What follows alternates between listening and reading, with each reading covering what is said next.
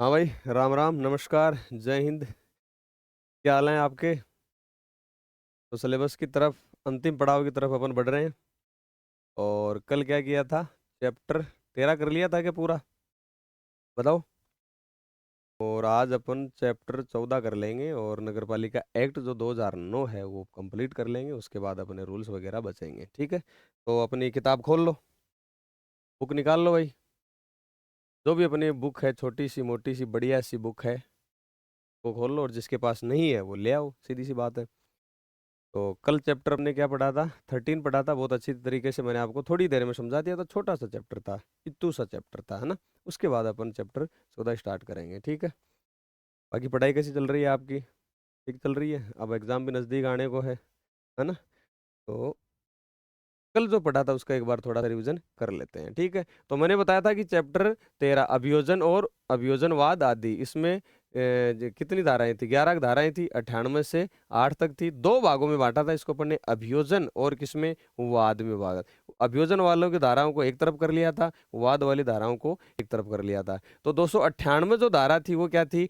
नगर पालिका अभियोजित कर सकेगी। और अभियोजन लाएगा कौन मुकदमा? सीएमओ लाएगा। और कितने माह के अंदर अंदर? 6 माह के अंदर अंदर। उसके बाद में थी धारा 299, ये था कि अभियोजन की शक्तियां क्या होंगी? वो समझौता कर सकेंगे, उस केस को वापस ले सकेंगे, उस केस का बाहर निपटारा कर सकेंगे। ये क्या थी? शक्तियां थी।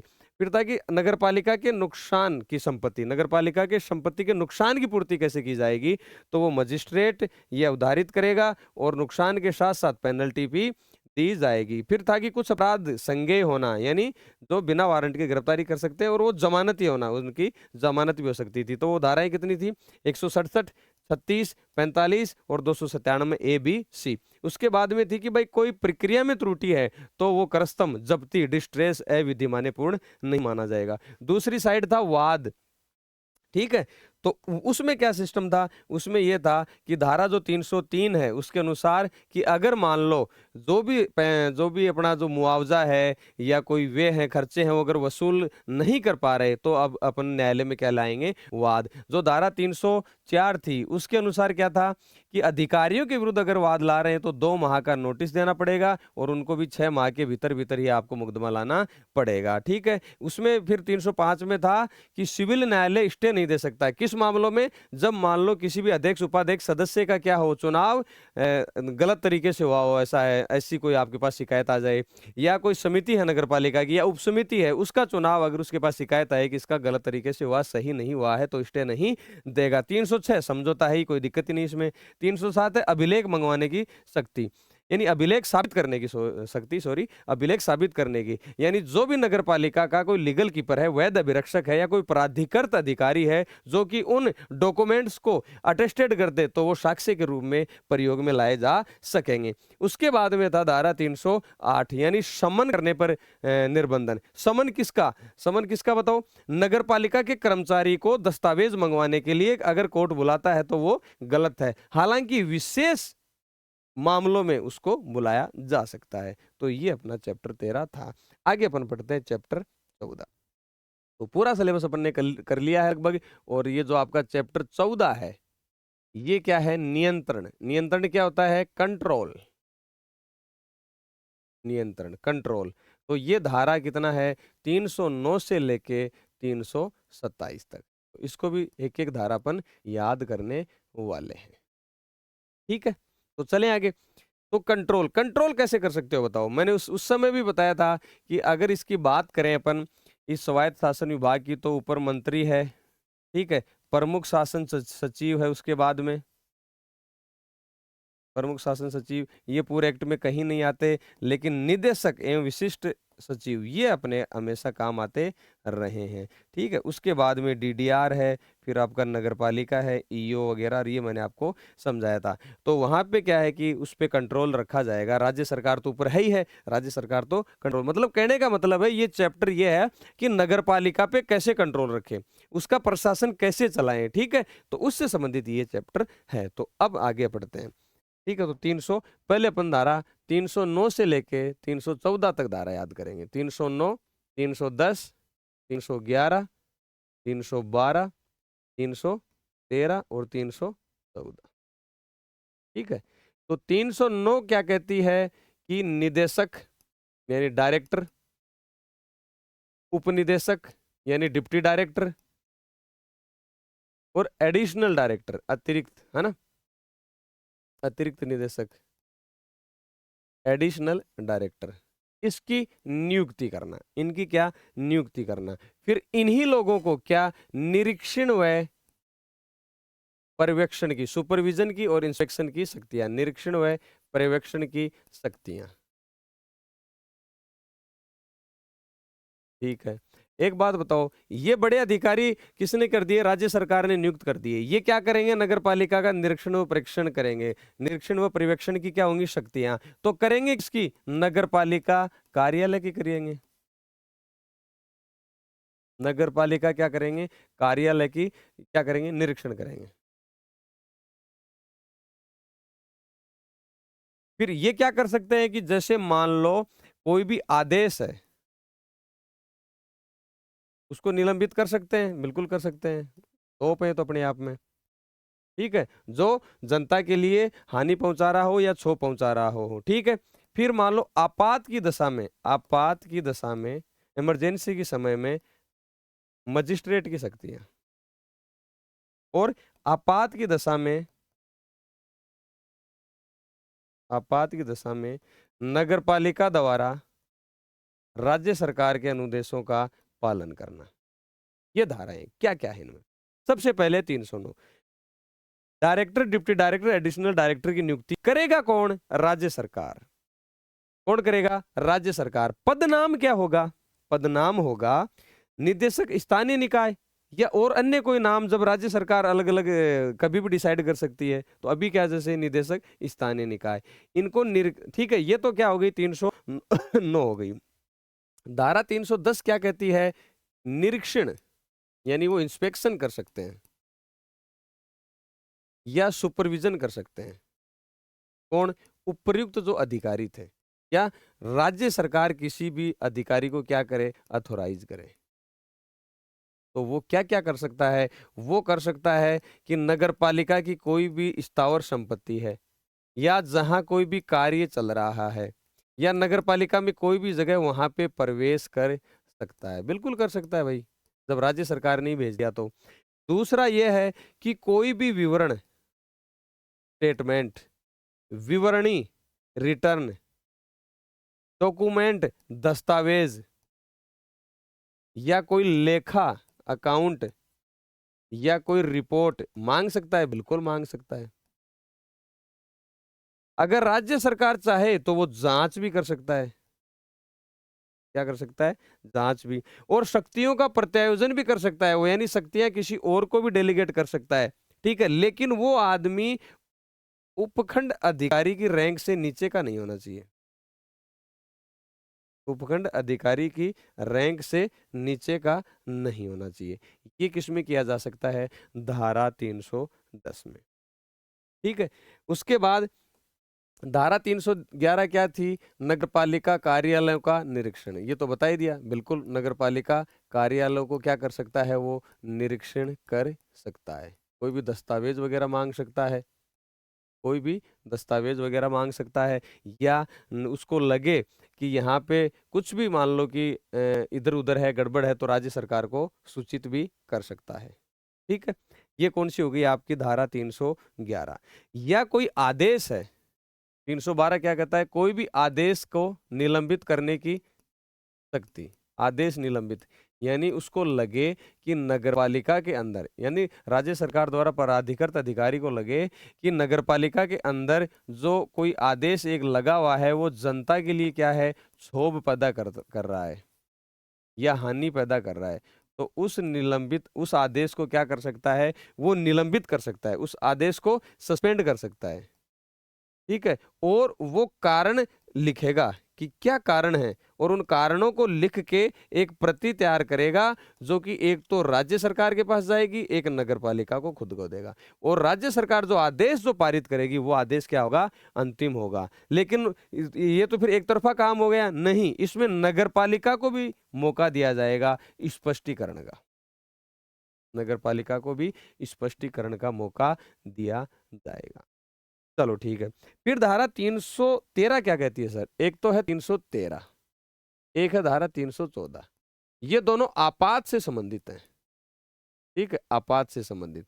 जब लगे कि किसी नगर पालिका में कोई काम अभी किया जाना जनता के लिए बहुत जरूरी है, जनता के लिए बहुत जरूरी है, तो और नगर पालिका वो काम करवाने में सक्षम है, तो मजिस्ट्रेट वो काम करवा सकता है। और ये जब चैप्टर पढ़ोगे तो इसकी हर दूसरी धारा में ये लिखा हुआ है कि जो भी खर्चा होगा, जो भी नगरपालिका के निधि से किसी अन्य व्यक्ति या अन्य चीज के लिए खर्चा हो रहा है, तो वो खर्चा अगर नहीं दिया जा रहा है तो नगरपालिका की निधि जिसकी कस्टडी में है, नगरपालिका की निधि निधि जिसके पास है, उसको आदेश दिया जाएगा कि भाई निधि में से आप क्या दे पैसा। तो ये मैं बार बार बताऊंगा नहीं, ये जो है नगरपालिका निधि से पैसा निकालना, उसको आदेश देना, ये हर इस चैप्टर की हर दूसरी धारा में एक लाइन तो आएगी आएगी। तो मजिस्ट्रेट क्या कर सकता है?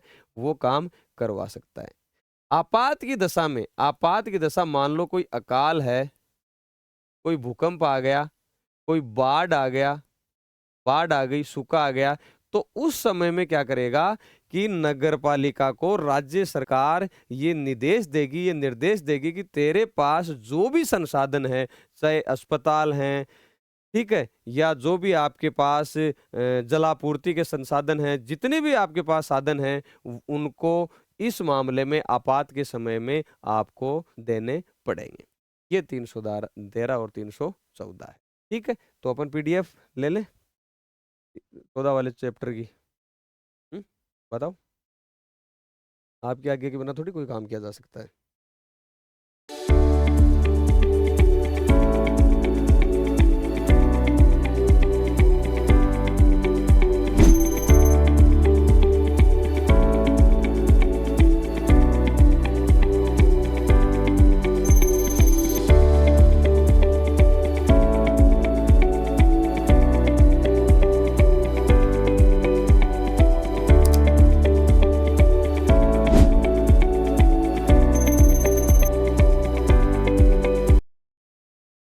चैप्टर 14 और क्या है?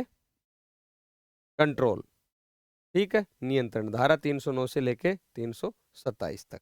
ठीक है, 309 अपन ने अभी पढ़ी कि क्या निदेशक, उपनिदेशक, सहायक निदेशक। ठीक है, सहायक निदेशक, असिस्टेंट डायरेक्टर है, एडिशनल नहीं है। ठीक है, सहायक निदेशक है, वो मैंने आपको थोड़ा गलत बता दिया था, कोई बात नहीं, माफी चाहते हैं। तो ये क्या है? सहायक निदेशक। ठीक है बच्चों, नियुक्त कौन करेगा? राज्य सरकार करेगी। नियुक्त कौन करेगा? राज्य सरकार करेगी। पदनाम क्या होगा? डायरेक्टर, लोकल बॉडी, स्थानीय निकाय, या और कोई अन्य भी पदनाम हो सकता है। शक्तियां क्या होगी? जो ये अधिनियम जो शक्तियां प्रदत्त करेगा, उन शक्तियों का प्रयोग ये करेगा।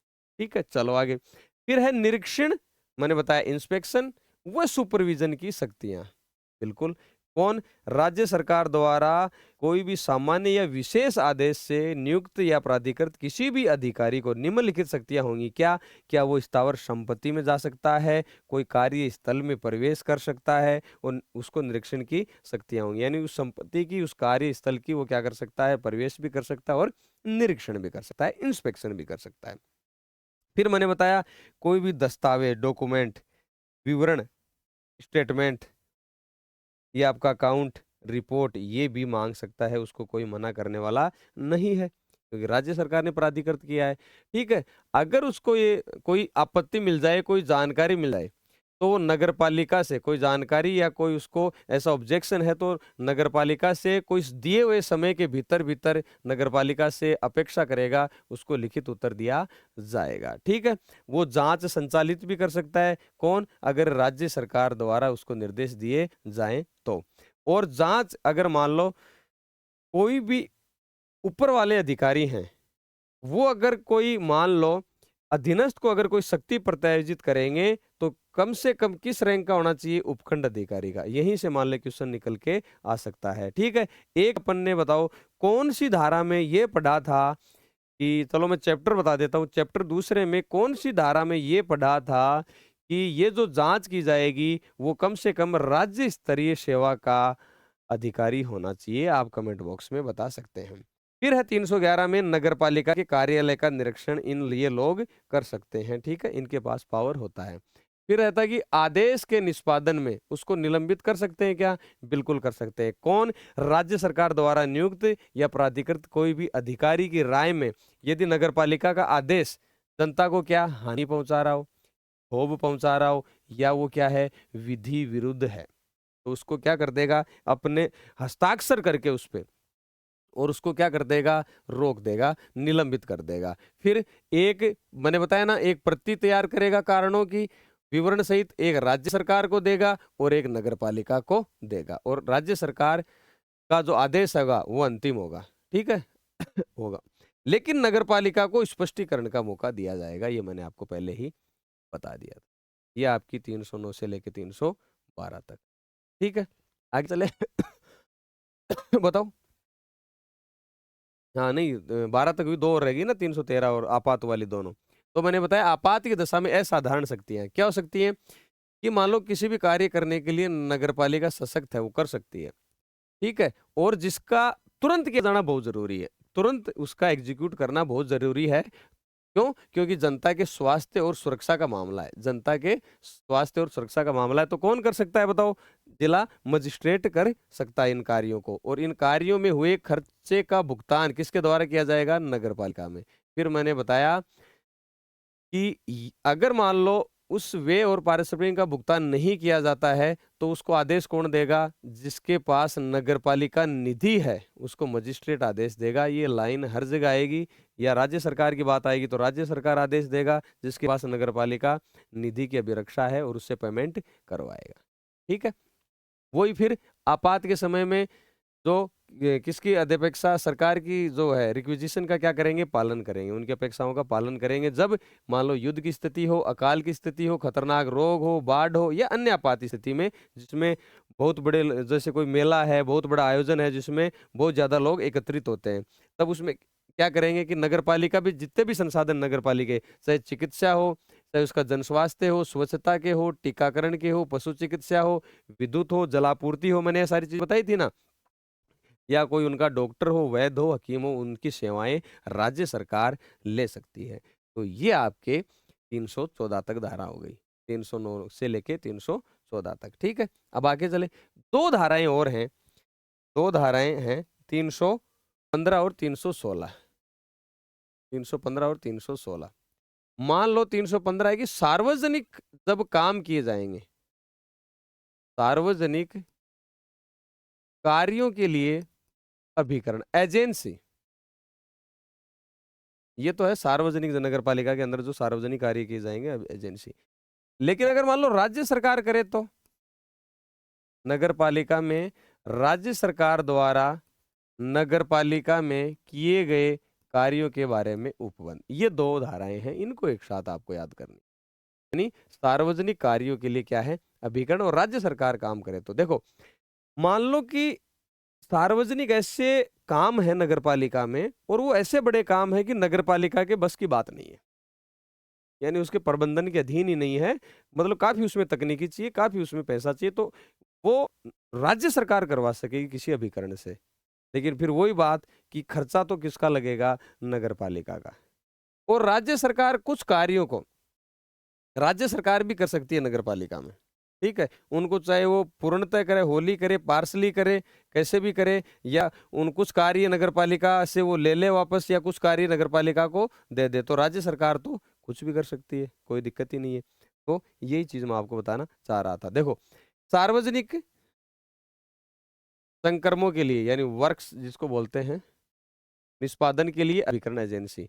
तो जैसे कोई सार्वजनिक ऐसे संक्रम जिसको विशेष कुशलता की आवश्यकता हो और नगरपालिका के बस की बात नहीं हो, तो राज्य सरकार क्या करेगी? किसी भी एजेंसी द्वारा किया जा सकता है, लेकिन जो खर्चा होगा उसको कौन भुगतेगा? नगरपालिका। कौन भुगतेगा? नगरपालिका, ठीक है। और नगरपालिका भी चाहे तो किसी एजेंसी से खुद भी वो करवा सकती है, ऐसा जो उसके नगरपालिका क्षेत्र में स्थित हो, ठीक है। फिर वही देखो, ये लाइन तो हर जगह चलेगी, मैं कह रहा हूं ना, कि जिसके पास, जिसके अभिरक्षा में नगरपालिका निधि है उससे पेमेंट करवा लिया जाएगा। तो ये हर दूसरी धारा में इस चैप्टर में चलने वाली है। ये रहा 316। यानी राज्य सरकार अगर कोई कार्य करे तो उसमें क्या विशेष उपबंध है? कुछ नहीं है, वो नगरपालिका से परामर्श करके कोई स्थायी प्रकृति का कार्य है जो निवासियों के स्वास्थ्य और सुरक्षा के लिए आवश्यक है, वो उसको करवा सकती है। इसमें आ की मात्रा एक ज्यादा लगी, काट दो, ठीक है। या नगरपालिका को कोई भी कार्यों का प्रबंध यानी मैनेजमेंट और रख रखाव मेंटेनेंस नगरपालिका को सौंप सकती है या वापस भी ले सकती है। तो और फिर वे किसके द्वारा किया जाएगा? सबको पता है, कॉमन सेंस की बात है, नगरपालिका द्वारा किया जाएगा, ठीक है। तो ये किसमें है? 316 में। चलें आगे, अगर आपके समझ में आ रहा है तो। चलें, चलो धारा फिर कौन सी पढ़ेंगे सर? एक साथ कौन सी याद करवाओगे? ये सस्पेंस बन रहा है हमारे स्टूडेंट के बीच। तो फिर है 317, 318, 319, 320, 321, 322। देखो उधर जो छोड़ के आए हैं वो छोड़ के आए हैं अधिकारी लोग, director, deputy director, assistant director, ये चीजें छोड़ गए हैं। राज्य सरकार द्वारा प्राधिकृत अधिकारी, ये वाला। अब चलेगी सरकार। अब क्या चलेगी? सरकार। तो सरकार द्वारा नगरपालिका मामलों में जांच, नगरपालिका मामलों में जांच भाई क्यों कर सकती है वो? कि मान लो कि कर्मचारी जो हैं उनका नियोजन, कर्मचारी नियोजन, मान लो उनका झूठा व्यय हो रहा है, जरूरी नहीं है इतने कर्मचारियों की, और फिर भी क्या है, कर्मचारी लगा रखे हैं। तो कर्मचारी नियोजन में अपव्यय जो हो रहा है उसको रोकने के लिए सरकार द्वारा नगरपालिका मामलों में जांच। अगर मान लो नगरपालिका आदेशों का व्यतिक्रम कर रही है, अवहेलना कर रही है, तो क्या होगा? और अगर मान लो नगरपालिका बनने तक शासन कैसे चलेगा? और ये 321 तो है नगरपालिका निधि से क्या किया जाएगा? संदाय, पेमेंट किया जाएगा। 322 है नगरपालिका का विघटन, और ये विघटन कैसे होगा? या तो उसमें क्षमता नहीं हो, या 2/3 से अधिक क्या हो? रिक्तियां हो, यानी उसके सदस्य की रिक्तियां हो 2/3 से अधिक। ये धारा एक साथ याद करेंगे। सरकार द्वारा नगरपालिका मामलों में जांच, कर्मचारी नियोजन में अपव्यय, और नगरपालिका अगर बार बार आदेशों का व्यतिक्रम कर रही है, नगरपालिका बनने तक शासन कैसे चलेगा? नगरपालिका निधि से संदाय किसी भी चीज के लिए, और नगरपालिका का विघटन अगर उसमें क्षमता नहीं है या 2/3 से अधिक उसमें रिक्तियां हैं। पढ़े के को तो 317 तो सिंपल ये है, नगरपालिका, सरकार द्वारा नगरपालिका के मामलों में जांच की जा सकती है, ठीक है, कि भाई वो सही से काम कर रहे हैं या नहीं कर रहे हैं, बस इतनी सिंपल सी बात है। 318 जो है ना, वो ये कहती है कि भाई सरकार को लगता है कि भाई नगरपालिका में जो कर्मचारी हैं जो ले रखे हैं उनका पारिश्रमिक ज्यादा है, तो वो सरकार उनका क्या करवा सकती है? पारिश्रमिक कम करवा सकती है। एक बात तो ये, और क्या कर सकती है नगरपालिका? जो कर्मचारी उसको लगता है कि ज्यादा है कहीं पे, तो उनका समायोजन करा सकती है, यानी एक नगरपालिका से दूसरी नगरपालिका में उनको भेज सकती है। ऐसा नहीं है कि एक ही जगह सारे हो जाएं। वो मुख्य नगरपालिका अधिकारी को और भी शक्तियों का क्या कर सकती है? प्रत्यायोजन कर सकती है, और शक्तियां उसको दे सकती है, ठीक है।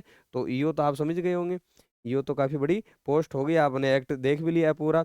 इसके अलावा जैसे मान लो कि जो 273 जो धारा थी वो क्या थी, वो आप जानो, कमेंट बॉक्स में लिखो। उसके अनुसार कुछ शक्तियों का जो है प्रत्यायोजन किसको कर सकती है? सदस्यों को, ठीक है। ये किस में है? 318 में।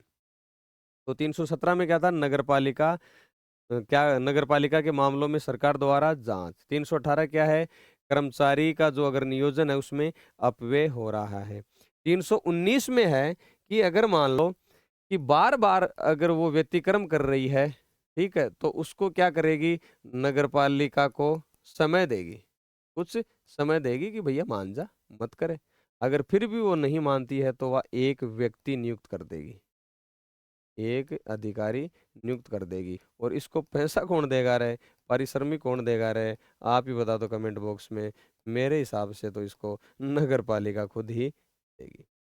फिर धारा 320 ये कहती है कि मान लो नई नगर पालिका गठित हुई है, नई नगर पालिका बनी है, तो जब तक इसका शासन, नगर पालिकाओं का गठन और शासन, जब इसके सदस्य वगैरह नहीं चुने जाएं, तब तक कौन करेगा, तब तक वहां पे कोई भी एक अधिकारी की नियुक्ति कर दी जाएगी और वो ही काम करेगा। और जब इसका 6 माह के अंदर अंदर जब चुनाव हो जाएगा, तब ये अपना काम जो भी है दूसरे आदमी को सौंप देगा। ये 320 है। 321 क्या है, 321 कुछ नहीं है कि जो भी नगर इस एक्ट के, इस पर जो है अधिनियम के कोई काम हो रहे हैं, अधिनियम के द्वारा कोई काम किए जा रहे हैं और पारिश्रमिक की जरूरत है, तो उसके लिए पैसा कहाँ से आएगा, नगर पालिका निधि से पैसा आएगा। ठीक है। और 322 है, वो है मेन बड़ी इंपॉर्टेंट धारा। 322 क्या है, इंपॉर्टेंट, यानी इसकी हेडिंग है या तो क्षमता नहीं होने, या 2/3 से अधिक क्या है, रिक्तियां होने, अधिक रिक्ति, सदस्यों की रिक्ति। तो ये कब कब इसको विघटित किया जा सकता है कि वो बार बार आदेशों की अवहेलना करे, या 2/3 से ज्यादा रिक्तियां, या 2/3 से कम निर्वाचित सदस्य। बात तो एक ही हुई, निर्वाचित सदस्य। अगर ऐसा है तो नगरपालिका क्या करेगी, इसको विघटित कर सकती है, लेकिन एक जांच होगी जिसमें एक अधिकरण है। जांच करेगा कौन, एक कमेटी करेगी, जिसमें एक तो क्या होगा, अध्यक्ष और 2 सदस्य होंगे। तो टोटल कितने लोग हो गए, 3। एक तो क्या होगा, अध्यक्ष और 2 क्या होंगे, सदस्य। ठीक है। और नगर पालिका को जब विघटन करेंगे तो ये राजपत्र में प्रकाशित किया जाएगा, और ये जो रिपोर्ट है वो विधानमंडल में भी रखी जाएगी। ये आपकी 222 है, विधानमंडल में भी रखी जाएगी। सिंपल सी धारा है। यानी क्षमता बार बार गड़बड़ करे, 2/3 से ज्यादा रिक्तियां हो और 2/3 से कम निर्वाचित सदस्य हो, तो एक अधिकरण जांच करेगा 1+2 सदस्यों से मिलके, और विधानमंडल के समक्ष उसको रखा जाएगा। 317 क्या कहती है।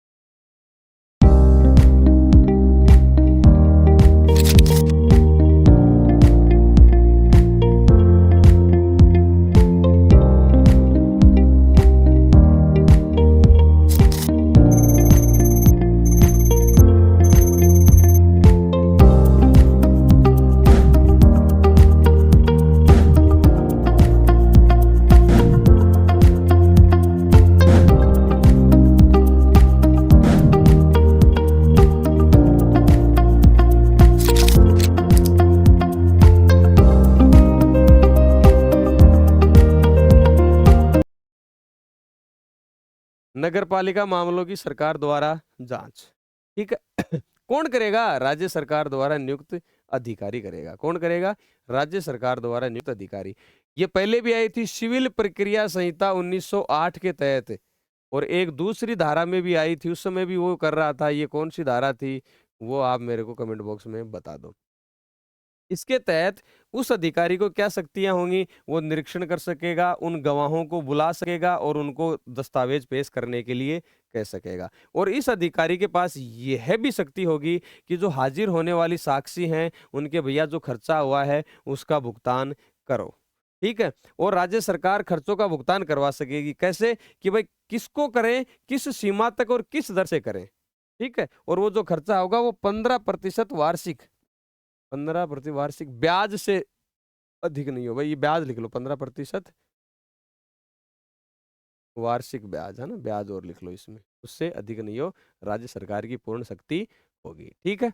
फिर 318 में क्या है, कर्मचारी वर्ग के नियोजन में अपव्यय को रोकने की शक्ति। मैंने बता दिया कि अगर लगता है कि पारिश्रमिक अधिक है तो नगर पालिका कम करवा देगी, और आपको मतलब ईओ को, ईओ को क्या कर देगी, और अन्य शक्तियां भी प्रत्यायोजित कर सकती है। और धारा 273 के तहत किसी सदस्य को भी क्या कर सकती है, शक्तियां प्रत्यायोजित किया सकती है। 273 पढ़ी थी ना अपन ने, खतरनाक रोगों को रोकने के लिए 273।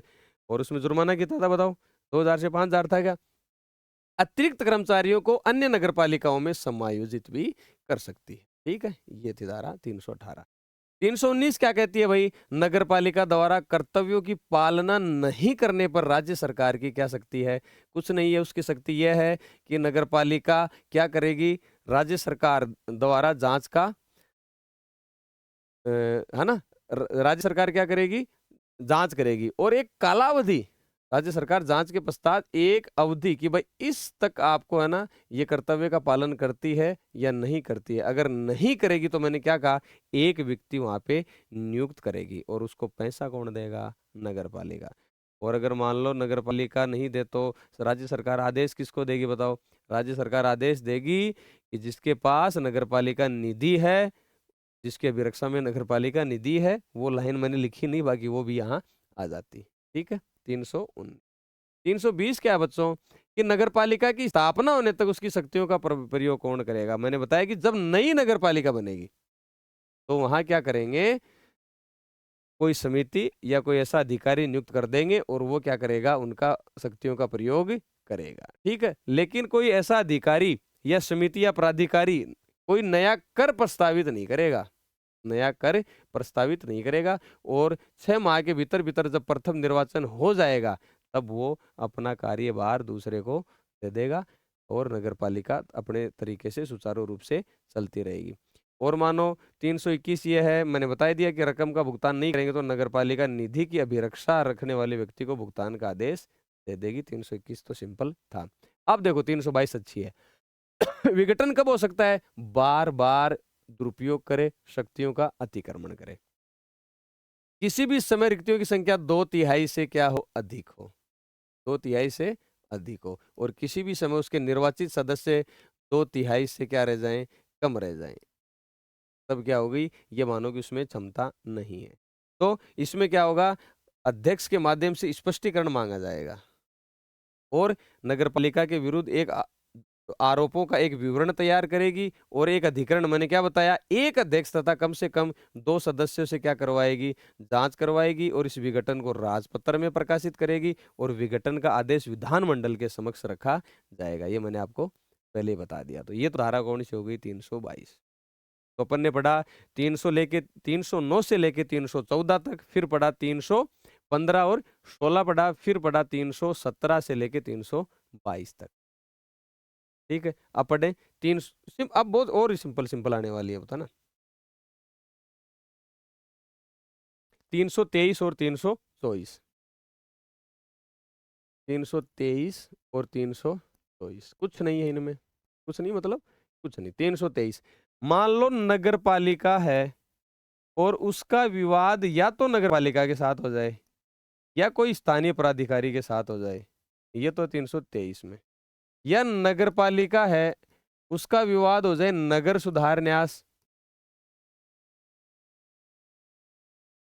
या हो जाए उसका विकास प्राधिकरण के साथ, तब क्या करोगे, या कोई कानूनी बोर्ड के साथ। सिंपल सी दोनों धाराएं हैं कि अगर नगर पालिका स्थानीय प्राधिकारी के साथ विवाद हो जाए, और वो विवाद किसके साथ हो, जिले के साथ ही हो, जिला के अंदर जो नगर पालिकाएं हैं, स्थानीय प्राधिकारी है, तब तो कलेक्टर सुलटा देगा मामला है वो। अगर जिले से बाहर है तब संभागीय आयुक्त सल्टाएगा, बस इतनी सी बात है। ठीक है, और इसमें राज्य सरकार निपटाएगी, राज्य सरकार बस ये आपके दोनों धाराएं, और कोई गणित इसमें नहीं है। ठीक है, अच्छा वो विघटन का प्रभाव था क्या, तो वो रिक्त कर देंगे पद, सीधी सी बात है, कौन, अध्यक्ष, उपाध्यक्ष और आपके जो सदस्य हैं वो रिक्त कर देंगे, लेकिन पुनर्निर्वाचन पे उन पे कोई फर्क नहीं पड़ेगा। और एक प्रशासक के रूप में एक नियुक्त कर देगी, और 6 महीने के अंदर अंदर क्या कर देंगे, चुनाव। ठीक है, तो अपन 323 पढ़ते हैं कि नगर पालिका या एक या अधिक स्थानीय प्राधिकारियों के बीच विवाद होगा। मान लो यदि विवाद उसी जिले की किसी अन्य नगर पालिका या किसी पंचायत से हो तो विवाद का संज्ञान कौन लेगा, कलेक्टर, वरना संभागीय आयुक्त, बस इतनी सी बात है। और मान लो नगर सुधार न्यास विकास प्राधिकरण या कानूनी बोर्ड के बीच विवाद हो तो कौन निपटारा करेगा? राज्य सरकार। बस कोई बड़ी बात है ही नहीं। तो ये कौन सी हो गई आपकी धारा 324। ठीक है, अब 3 धाराएं हो तो बची है छोटी छोटी सी।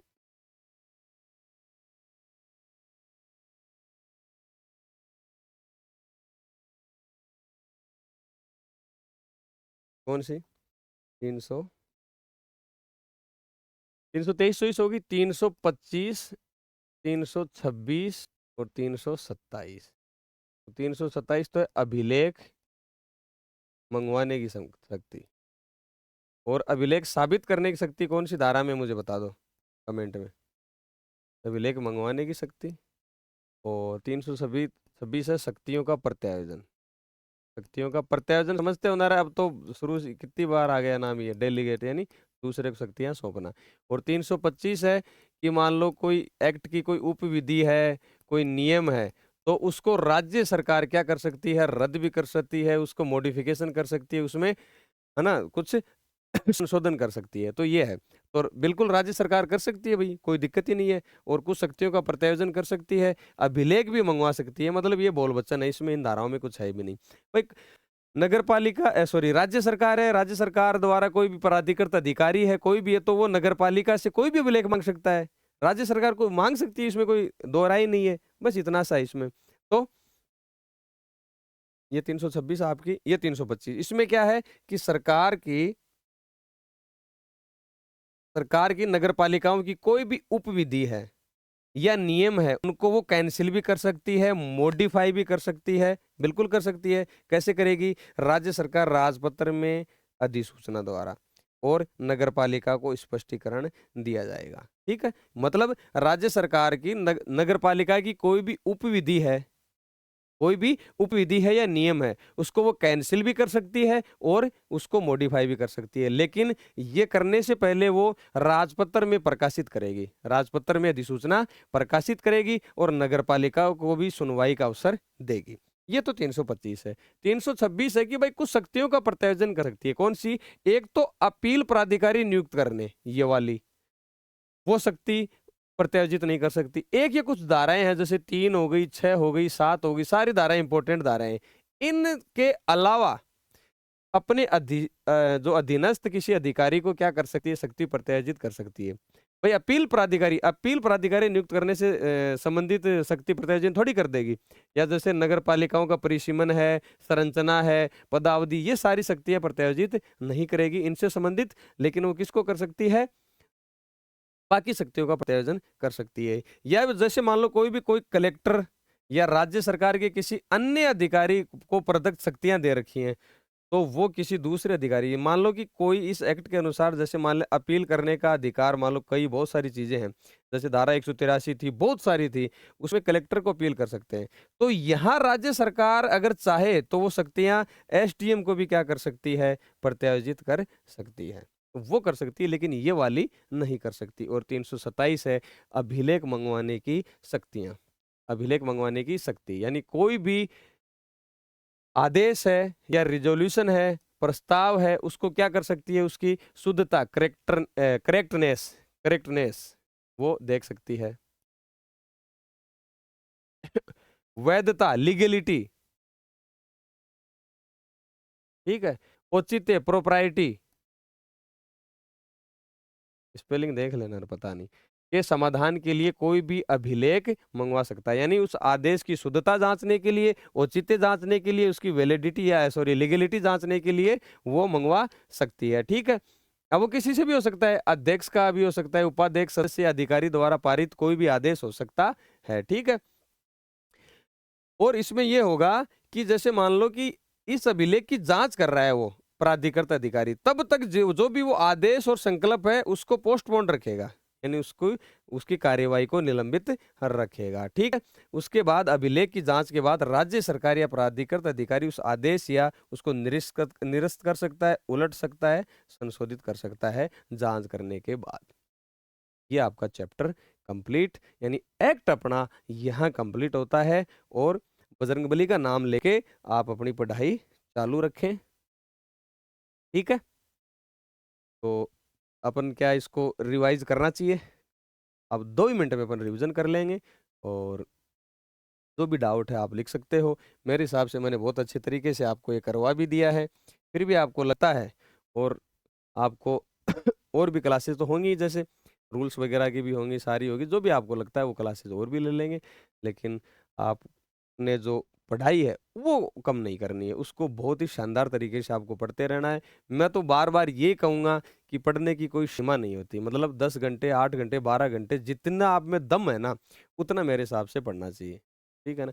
मैं पहले भी जब अन अकेडमी में पढ़ाता था, वहाँ भी कहता था, और यहाँ भी मैं कहता हूँ इस प्लेटफॉर्म पे भी, कि सबसे जो हल्का इन्वेस्टमेंट है, कम इन्वेस्टमेंट है, वो पढ़ाई। आप कोई भी इन्वेस्टमेंट करके देख लो, इसमें आपको बहुत ज़्यादा जोर आएगा, मेहनत करनी पड़ेगी। इसमें आराम से आपको बैठे बैठे पढ़ना, और ये तो समय चल रहा है, आराम से रजाई में बैठ के बढ़िया तरीके से आपके पास बुक है, और मैं आपको पढ़ा रहा हूँ। खाली ज़्यादा न तो लिखना पड़ रहा है, न इतना दिक्कत आ रही है, तो आराम से पढ़ सकते हो। और पढ़ने के लिए न तो घर वाले मना करते हैं, पढ़ने के लिए आपको कोई मना नहीं करेगा। ठीक है। तो ये बोल वचन पता नहीं मैं क्यों आपका समय खराब कर रहा हूँ, लेकिन मैं बता रहा हूँ कि जितना हो सके ना उतना पढ़ो आप। पढ़ने की ऐसा नहीं है कि यार 8 घंटे पढ़ लिए और है ना मैं थक गया, ये सारी चीजें है ना। अपन ने क्या ही किया है, अपन ने तो कुछ नहीं किया। आराम से अपने घर वालों को सोचो, उन्होंने कैसी सर्दी में, गर्मी में, कैसी कितनी वो मेहनत किया करते थे, उस चीज को देखो आप। ठीक है। तो 10 घंटे अपन कुछ नहीं बिगड़ेगा यार। अपन है ना ऐसी फैमिली से आते हैं, ऐसी कौम से आते हैं कि अपना कुछ नहीं बिगड़ेगा। चाहे 10 घंटे पढ़ लो, 12 घंटे पढ़ लो, और जो जो नज़दीक आता है एग्जाम, अब तब तो आपको पूरी जान झोंक देनी है। ठीक है। तो अब ज़्यादा मैं आप 2 मिनट 4 मिनट वैसे ही खराब कर दी, तो अपन एक बार इसका रिवीजन कर लेते हैं और फिर समाप्ति की ओर बढ़ते हैं। बुक ले आओ, you are O part B की, और बढ़िया आराम से पढ़ो। तो कहाँ से स्टार्ट किया था अपन ने? 309 से। ठीक है। ओके। चलो, तो धारा 309, इसमें क्या था? डायरेक्टर, डिप्टी डायरेक्टर और असिस्टेंट डायरेक्टर, है ना। असिस्टेंट डायरेक्टर की नियुक्ति कर सकती है, कौन कर सकती है? राज्य सरकार। पद नाम, ये निदेशक स्थानीय निकाय भी हो सकता है या कोई अन्य भी हो सकता है। फिर था कि भाई निरीक्षण जो है इंस्पेक्शन और सुपरविजन दोनों कर सकते हैं, कौन? ऊपर वाले अधिकारी या राज्य सरकार द्वारा प्राधिकृत अधिकारी। नगर पालिका कार्यालय का निरीक्षण कर सकते हैं क्या? बिल्कुल कर सकते हैं, आराम से कर सकते हैं, कोई इनकी समस्या ही नहीं है। उस आदेश को निलंबित भी कर सकते हैं, जो क्या करेगा?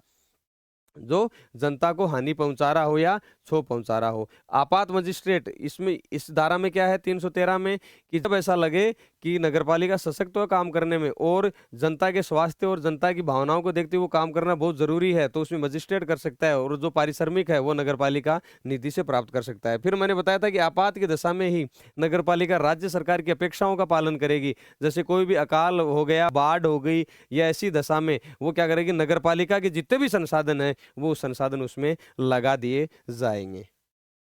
ठीक है। ये मैंने आपको बताया था पूरी। और ये जांच उपखंड अधिकारी से नीचे के रैंक का आदमी नहीं होना चाहिए। फिर है का, ये सारी चीज मैंने बताई दिया कि कहाँ पे जब जनता क्षोभ हानि हो तब वो क्या करेगी? सस्पेंड कर देगी उस चीज को जो निलंबित है, सॉरी उसको आदेश को निलंबित कर देगी। कारण एक प्रति के तहत राज्य सरकार को भी देगी, नगरपालिका को भी देगी, और नगरपालिका को स्पष्टीकरण देना पड़ेगा। ये आपात की दशा वाला मैंने आपको बता दिया। ठीक है। फिर चलते हैं, धारा क्या थी? दो धाराएं जो 315 और 16, क्या? सार्वजनिक कार्यों के लिए अभिकरण है, यानी जो भी सार्वजनिक कार्य होंगे जो नगरपालिका के बस के नहीं है, तो वो राज्य सरकार किसी अन्य अभिकरण से भी करवा सकती है, और नगरपालिका अपने कार्य भी किसी एजेंसी से करवा सकती है। और अगर राज्य सरकार खुद करे तो राज्य सरकार खुद भी कर सकती है। ठीक है।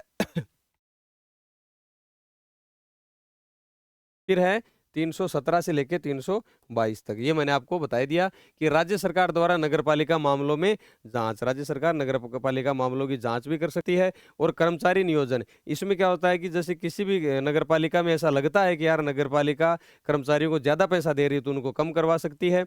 मतलब ये कॉन्ट्रैक्ट वगैरह उनकी बात हो रखी होगी मेरे हिसाब से तो।